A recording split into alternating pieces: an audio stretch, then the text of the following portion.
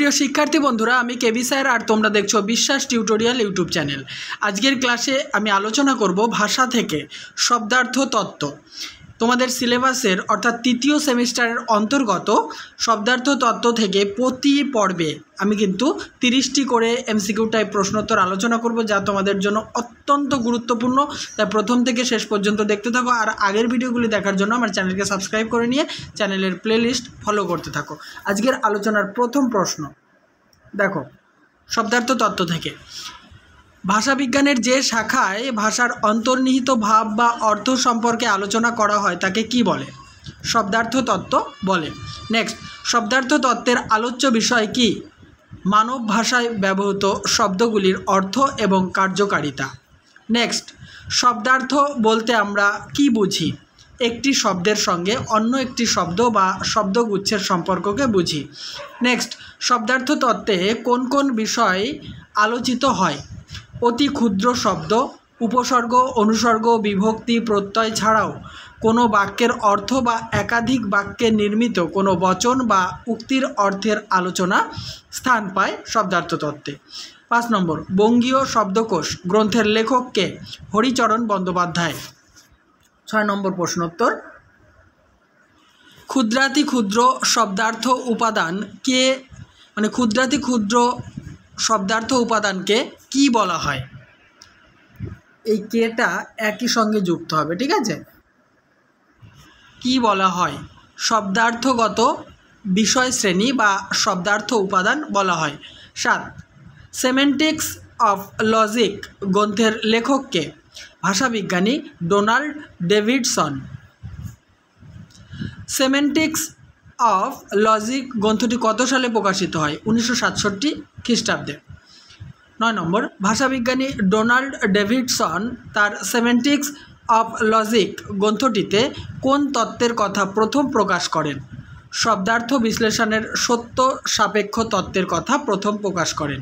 Next, শব্দার্থ সত্য সাপেক্ষ তত্ত্বের মূল বক্তব্য কী?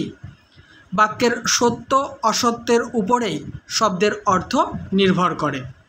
পরের প্রশ্ন, শব্দের অর্থ বিশ্লেষণে সত্য সাপেক্ষ তত্ত্বটিকে প্রয়োগ করার ক্ষেত্রে ভাষার কোন রূপটিকে গ্রহণ করতে হবে?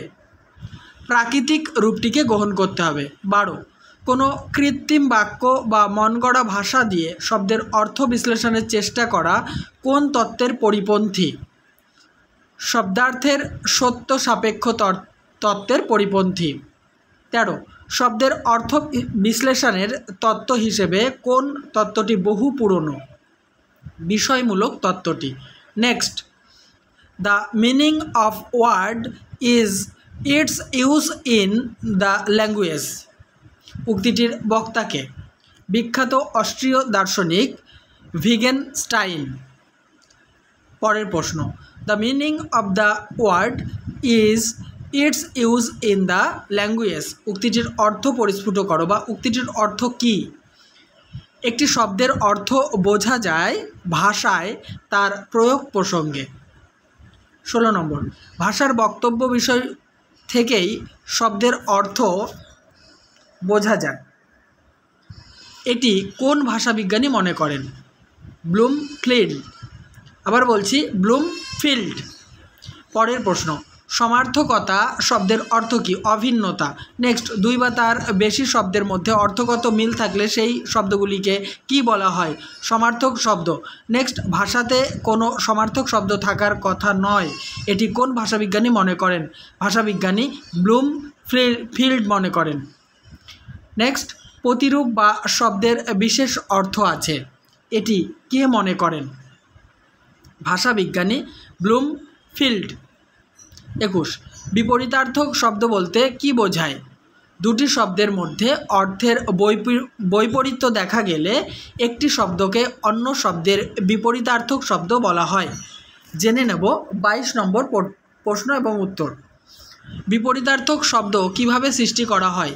ইতিবাচক শব্দের সঙ্গে নেতিবাচক উপসর্গ যোগ করে।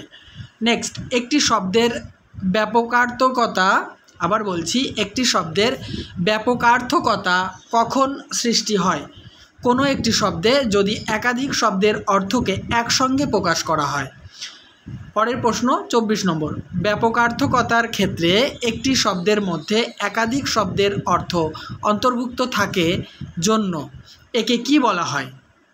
অর্থান্তরভুক্তি। পরের প্রশ্ন নেক্সট 25 নম্বর। থিসাউরাস THESAURAS থিসাউরাস শব্দের অর্থ কি? রত্নাগার। নেক্সট, থিসাউরাস কি ধরনের শব্দ? ইংরেজি শব্দ।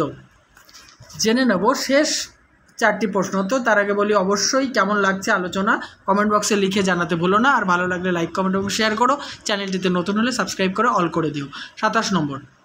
থিসাউরাস শব্দটি কোন শব্দ থেকে এসেছে? গ্রিক শব্দ থিসাউরোস THESAUROS থিসাউরোস থেকে এসেছে। নেক্সট, গ্রিক শব্দ থিসাউরোস এর অর্থ কি? ভান্ডার। থিসরাস থিসরাস কি? প্রতিশব্দ বা সমার্থক শব্দের কোষ গ্রন্থ হলো থিসরাস। আজকের পর্বের শেষ প্রশ্ন এবং উত্তর। সাম্প্রতিক অভিধানকারদের মতে থিসরাস কি? ভাবানুক্রমে বিন্যস্ত সমার্থ শব্দকোষ। তাহলে এই পর্ব সমাপ্ত করলাম। এই শব্দার্থ তত্ত্ব থেকে পার্ট করে প্রতি পর্বে 30টি করে প্রশ্নোত্তর দিতে থাকবো। ততক্ষণ আমার চ্যানেলের প্লেলিস্ট ফলো করে আগেকার সমস্ত ভিডিওগুলো দেখতে থাকো। 100% কমন পাবেই তোমরা।